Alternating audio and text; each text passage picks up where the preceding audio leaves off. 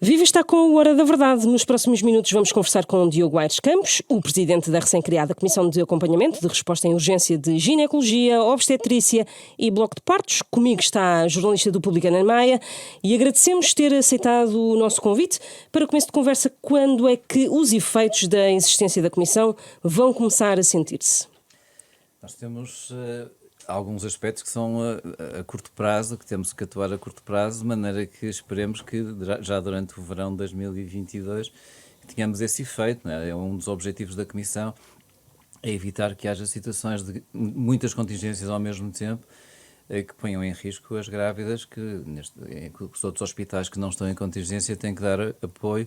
E se forem muitas contingências ao mesmo tempo, isso pode causar situações de risco que nós queremos evitar. Mas relativamente à sua pergunta, no verão, já no mês de julho, esperemos ter algum efeito das medidas que estão a ser tomadas. O Hospital de Setúbal prevê fechar a urgência obstétrica 21 dias durante o verão. Qual é o retrato das restantes urgências da Grande Lisboa e também do resto do país? Pois eu gostava muito de lhe poder responder, mas neste momento não tenho ainda os dados para o fazer.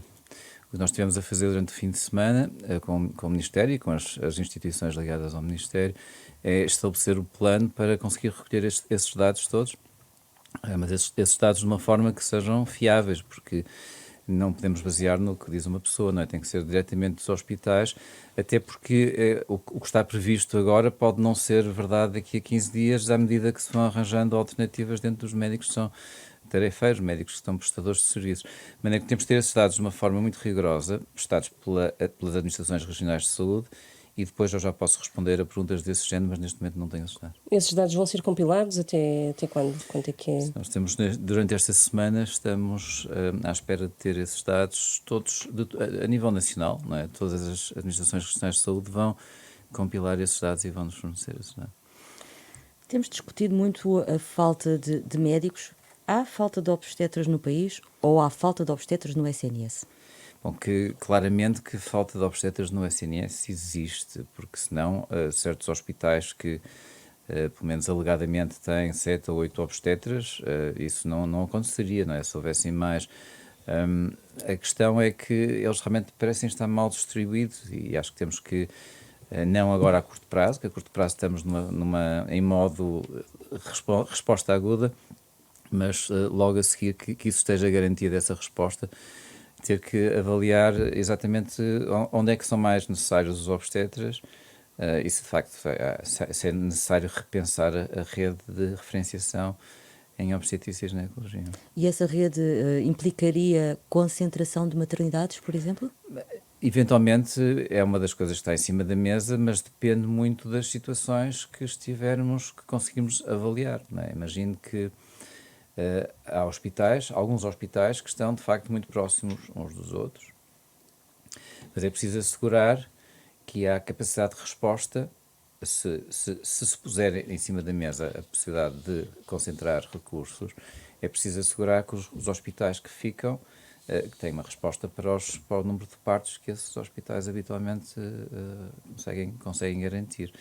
Neste momento não há nada decidido e, neste momento, até, para dizer a verdade, não é prioridade. A prioridade é o verão de 2022.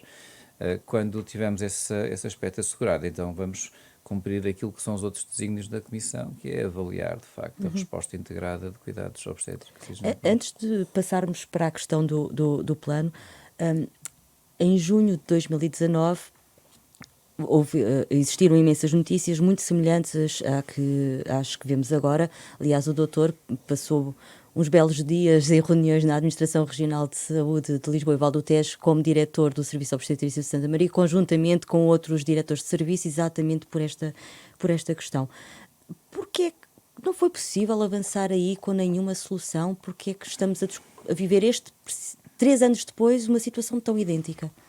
Eu acho que ao longo destes 3 anos a situação de facto foi-se degradando lentamente, porque os obstetras saem lentamente, não é? Saem para a medicina privada ou reformam-se lentamente e também há alguns que entram, de maneira que estas mudanças nunca são agudas. Agora, houve de facto foco na pandemia durante estes 2 anos e eu penso que havia intenção, enfim, é um julgamento meu, mas que havia intenção do Governo de pegar neste assunto, mas de facto depois o foco foi a pandemia e durante 2 anos não se tomaram nenhumas medidas que fossem estruturantes e que pudessem evitar que esta situação tivesse acontecido. Em relação ao plano, qual é que é o plano que já começou, imagino, a desenhar para limitar estes efeitos que temos visto agravados ao longo destas semanas? Primeiro é tentar avaliar a situação tal como ela está, de uma forma muito objetiva, porque sem isso não conseguimos, não se consegue tomar decisões sem saber a realidade e precisamos de saber essa realidade com rigor. Outro aspecto que eu acho que é muito importante é que para nós conseguirmos avaliar e planear com alguma distância, precisamos saber quais são os médicos prestadores de serviço que vão fazer urgências com antecedência. Porque a realidade que existe neste momento é que essa decisão é tomada tardiamente, porque muitos ficam à espera, depois acha ofertas mais interessantes de alguns hospitais. O que faz com que não seja possível planear a mais do que uma semana, 2 semanas. Nós achamos que isso é insuficiente, queremos planear pelo menos a um mês, para ser possível avisar a algumas pessoas, no caso ser necessário trocar contingências de um dia para o outro, para assegurar que elas não correm todas ao mesmo tempo.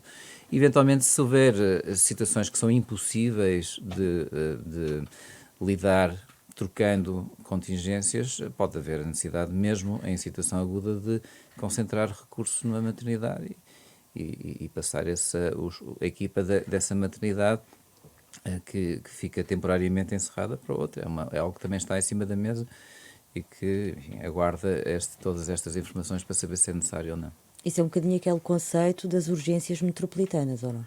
Sim, mas o problema das urgências metropolitanas em obstetrícia é um pouco mais complexo do que a urgência aberta posterior, porque não são só grávidas e mulheres com problemas urgentes que vão às urgências, vão aquelas que têm trabalho de parto também, não é? De maneira que se eu concentrar as urgências metropolitanas todas num único hospital, preciso assegurar que tenho uma sala de partos com dimensão suficiente para onde se possa dar apoio a estes trabalhos de parto, e depois preciso assegurar que a seguir ao trabalho de parto vem a parte do pós-parto e do recém-nascido, e tem que ter condições hoteleiras para que essas senhoras possam estar. E pediatras eu também, não é? consigo, pediatras também, quer dizer, toda uma equipa dimensionada para aquilo que é diferente, não é? Ou seja, urgências metropolitanas em muitas especialidades é relativamente fácil de implementar, e já se implementaram no país em várias outras especialidades. Na obstetrícia e ginecologia é difícil por causa da necessidade de assegurar a sala de partos e depois do puerpério.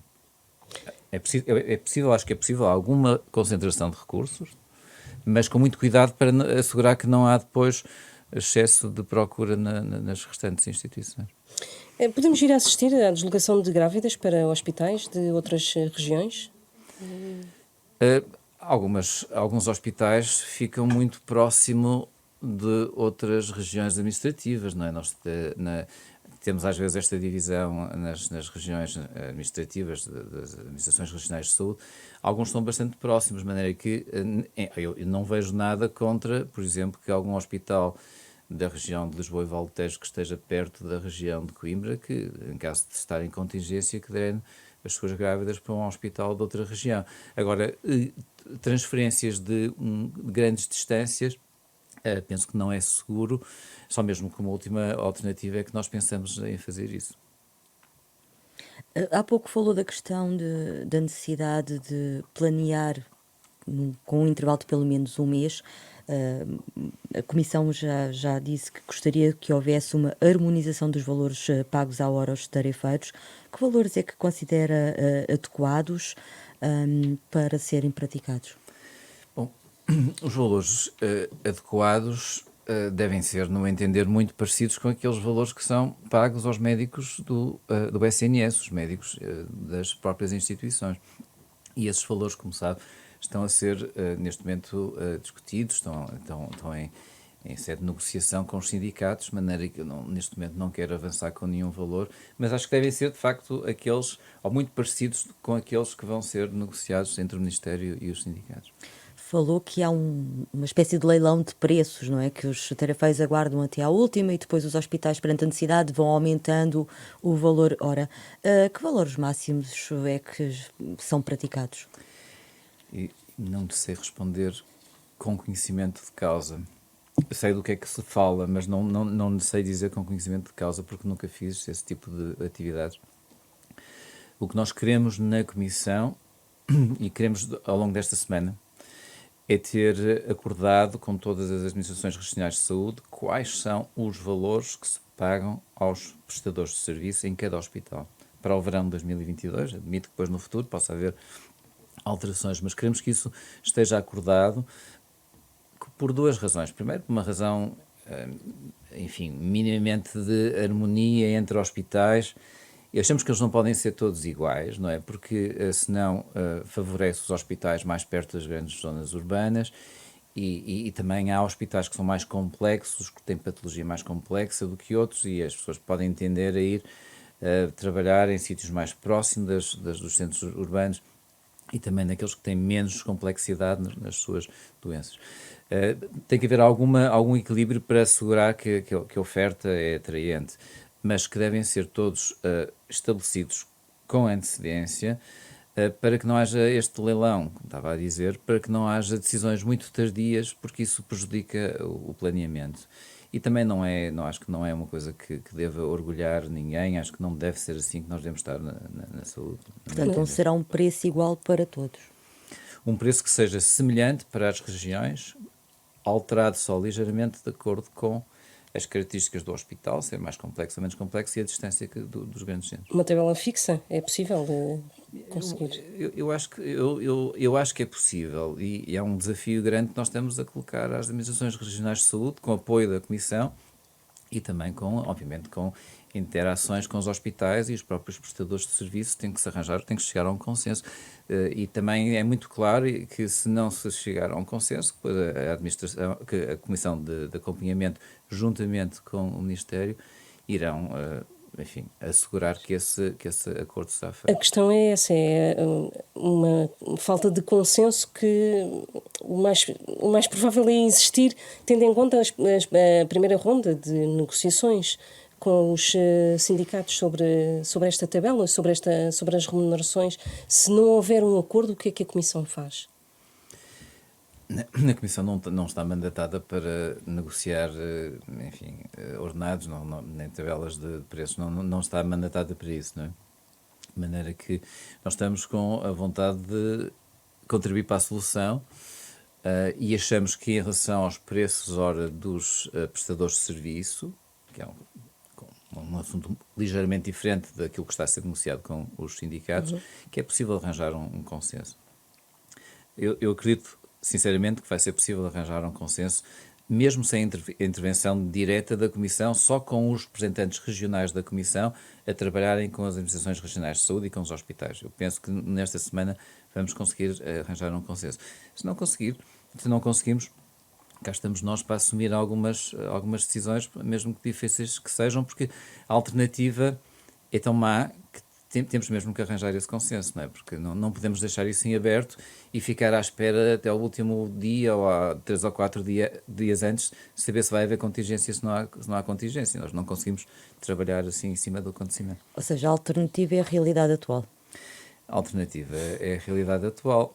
E a realidade atual, como está, pode condicionar situações de grande risco para as nossas grávidas, e é isso que nós não podemos aceitar. Disse que se não fosse possível chegar a um consenso, estariam cá para tomar algumas medidas. Que medidas serão essas? Então, essas medidas são no sentido de sermos nós a definir esses preços dos prestadores Os tetos de serviços. máximos, digamos assim, ou os tetos fixos. Não, nós estamos a falar mesmo de valores fixos, não estamos a falar de tetos máximos, estamos a falar de valores fixos para todo o verão de 2022.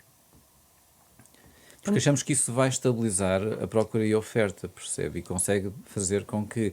E nós não queremos de maneira nenhuma hostilizar os prestadores de serviços, porque grande parte da oferta neste momento depende dos prestadores de serviços.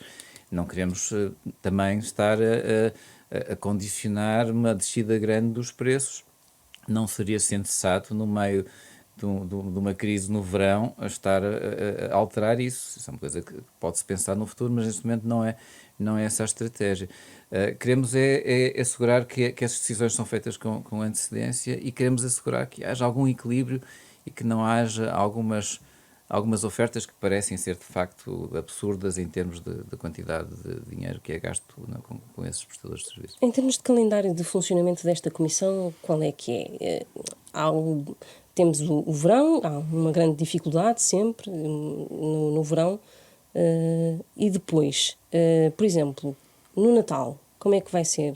Vai haver um plano específico para essa altura, por exemplo? Como é que vai ser uma solução sempre por épocas, ou como é que vai ser organizado? Eu acho que a grande parte do problema assenta, de facto, na falta de atratividade do SNS para os médicos neste momento. E isso passa por aspectos financeiros, é verdade, e por aspectos também da organização. Se vai haver ou não no inverno, no Natal de 2022, novamente esta crise, depende muito das reformas que forem possíveis de implementar até essa altura. A nossa tarefa não é só para o verão de 2022. A nossa tarefa é, de facto, aconselhar o Ministério da Saúde em relação às reformas que são necessárias implementar aqui na área da obstetrícia e ginecologia para que as urgências da obstetrícia e ginecologia não sejam o centro da atividade obstétrica e ginecológica como são neste momento. Porquê é que eu digo isto? Porque, de facto, em Portugal e em alguns outros países do sul da Europa, grande parte das soluções passam pela urgência. E há muitas soluções que noutros países da Europa, nomeadamente no centro e no norte da Europa, não passam pela urgência. São resolvidos nos cuidados de saúde primários. Há muitas soluções que passam por consultas abertas nos hospitais. Posso dar um exemplo. Por exemplo, no Reino Unido há uma consulta aberta chamada de gravidez precoce. Na maior parte dos hospitais, na grande maioria dos hospitais tem isto, que é direcionada a senhoras grávidas. No início da gravidez têm pequenos problemas, hemorragias, pequenas dores. Está aberta sempre das 9 da manhã às 5 da tarde. E está fechada no fim de semana. Quer dizer que as pessoas que têm estes problemas que não são, de facto, urgentes, são problemas que precisam de ser avaliados, mas não necessariamente na hora, porque não se vai resolver nada na hora. Podem ser, às vezes, adiados para depois do fim de semana, para o dia seguinte. Isso retira uma grande parte das situações que vai à urgência da obstetrícia e ginecologia. Nós temos, neste momento, alguns hospitais do SNS que têm mais de 100 admissões, 100 avaliações na admissão por dia. Enquanto nos grandes hospitais, por exemplo, de Inglaterra, andam à volta das 15. Estamos a falar de 7 ou 8 vezes mais do que é. E estamos a falar de hospitais com a mesma dimensão e com a mesma complexidade de casos. Nós temos que repensar, de facto, a forma como nós estamos a orientar grande parte destas situações para a urgência, quando acho que pode haver outras soluções que são mais adequadas e também, do ponto de vista financeiro, é um investimento menor do Estado, porque as nossas equipes de saúde nas urgências são bastante mais inflacionadas do que noutros pontos da Europa, à custa, de facto, destas soluções que empurram muito para a urgência e a resolução destas situações. Deveria haver uma revisão por parte do Colégio da Especialidade do número de médicos especialistas que é necessário ter presentes na urgência. Há outros países que não têm números tão elevados na constituição das suas equipas. Esses números elevados advêm deste grande número de atendimentos que são feitos na urgência. Porque se eu tenho 100 atendimentos na urgência, não me chega a ter 1 ou 2 médicos, como existe às vezes em alguns países europeus. Se nós conseguimos alterar esse paradigma e reduzir o número de avaliações, eu acho que é possível repensar as equipas. Tal como está neste momento, se formos diminuir as equipas, não damos saída, não damos resposta àquilo que são as necessidades das populações, não é? Que isto está tudo interligado.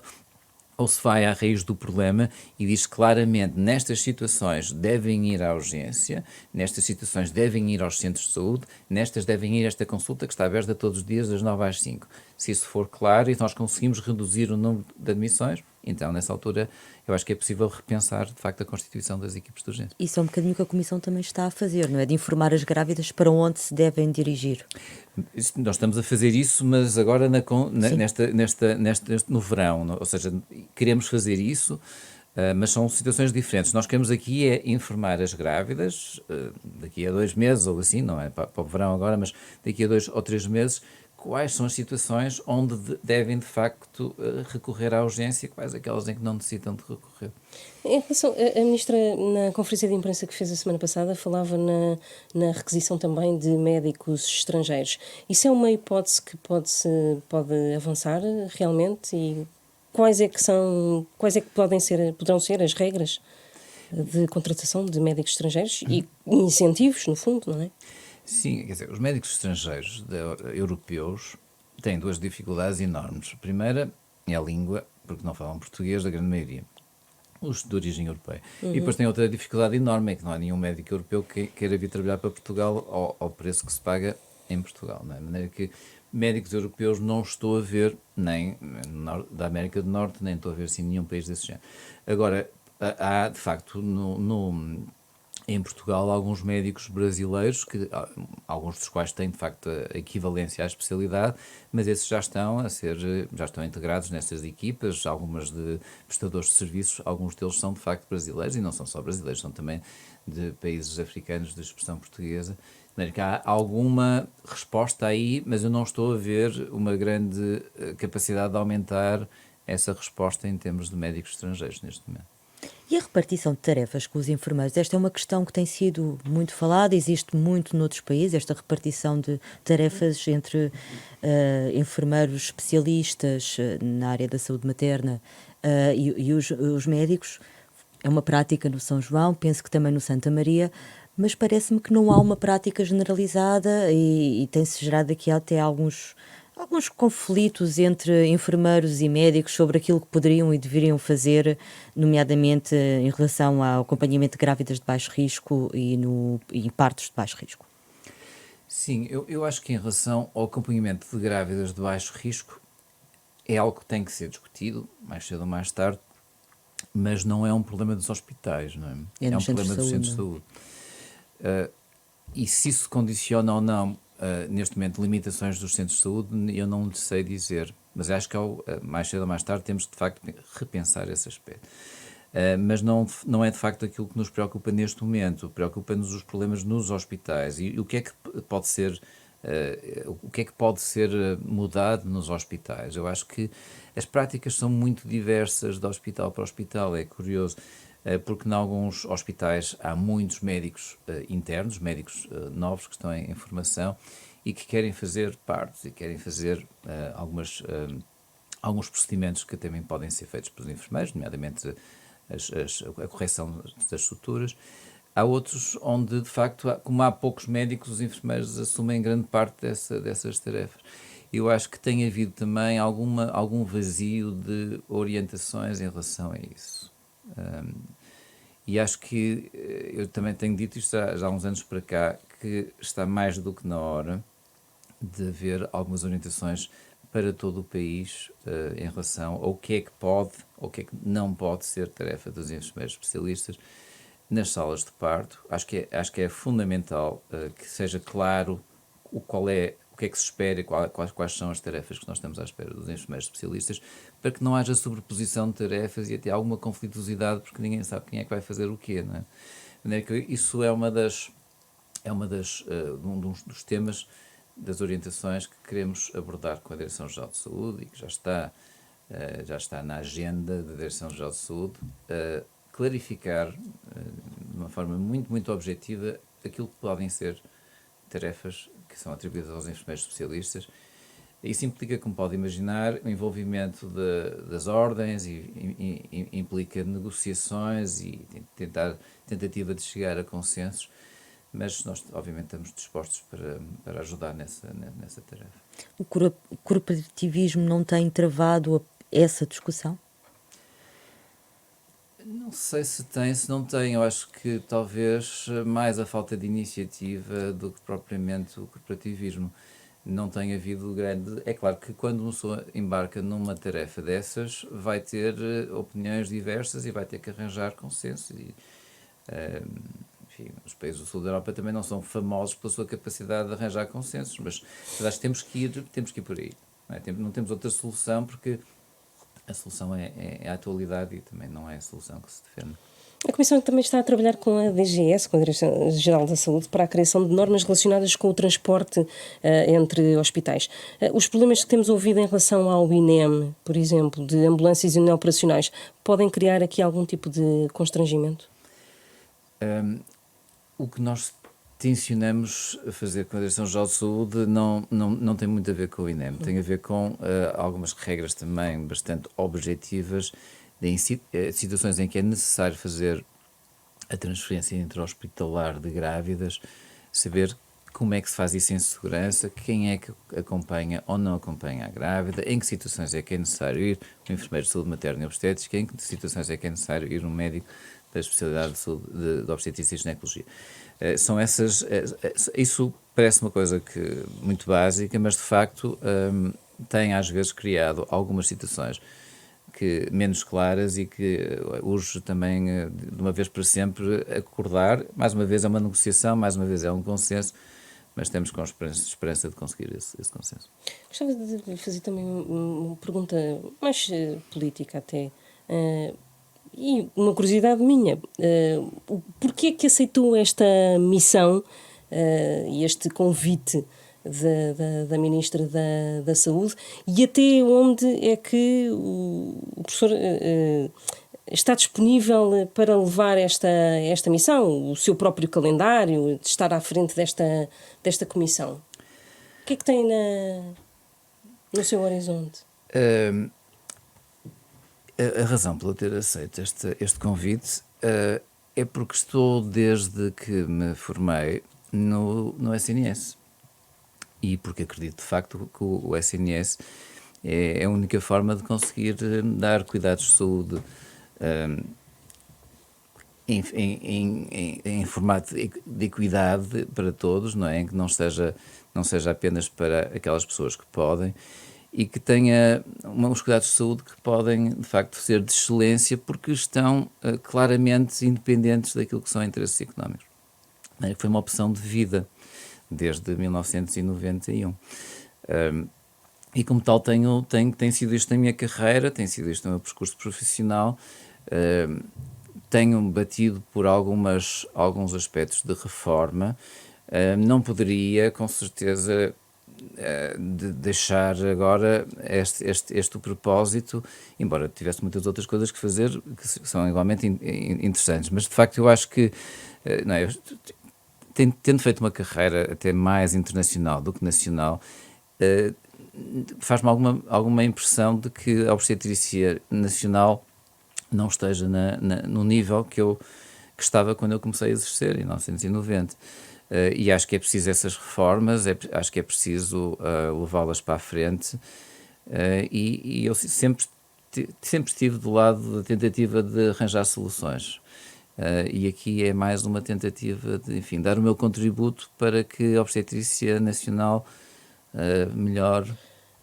Não é mais do que isso, nunca estive ligado, já agora para esclarecer, nunca estive ligado a nenhum partido político. Esta comissão é uma comissão completamente pro bono, feita no tempo livre, porque continuo com as minhas tarefas exatamente iguais no serviço.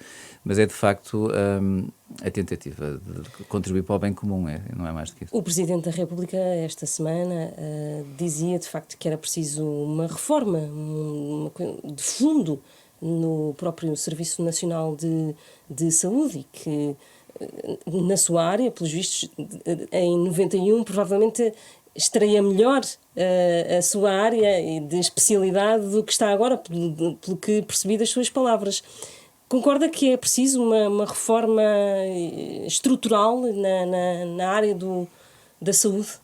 Só que eu acho que muitas vezes nós vamos de grande reforma em grande reforma, e eu acho que a vida evolui lentamente e é preciso acompanhar essa evolução. E à medida que vai evoluindo, nós temos que nos adaptar, não é? E acho que ao longo dos últimos tempos não tem havido grande foco nesta área. ficou a ideia que final dos anos 80, do século passado, nos anos 90, que os cuidados obstétricos nacionais eram fantásticos e tínhamos indicadores fantásticos, e é verdade, na altura tínhamos, mas não basta isto, faz-se uma vez e depois fica para o resto da eternidade uns cuidados fantásticos, é preciso adaptar à realidade.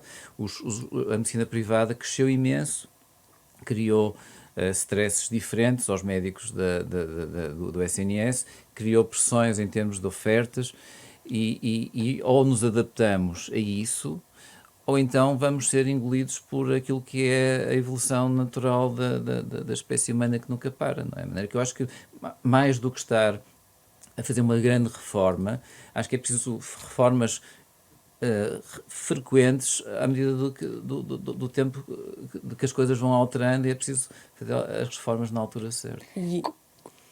E só para perguntar, se os privados são uma necessidade para ajudar neste momento o SNS a ultrapassar estes constrangimentos?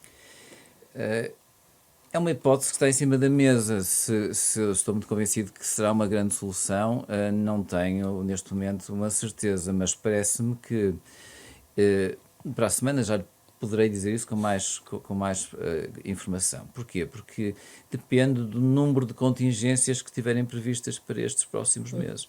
Se houver muitas contingências e não for possível, de facto, fazer com que essas contingências sejam modificadas ao longo da semana, se forem todas ao mesmo tempo, os hospitais de fim de linha, Santa Maria, a Maternidade Alfredo da Costa, e a mesma coisa nos hospitais do Norte e do Centro, podem ficar sobrecarregados. E nessa situação particular, a hipótese dos hospitais privados pode ser posta em cima da mesa. Se isto vai acontecer, eu espero bem que não. Até porque, de facto, a resposta dos hospitais privados geralmente é uma resposta muito individualizada ao médico. Não há grandes equipas, na maior parte dos hospitais, pelo menos privados que eu conheço, não há grandes equipas que dão apoio a pessoas que vêm do exterior.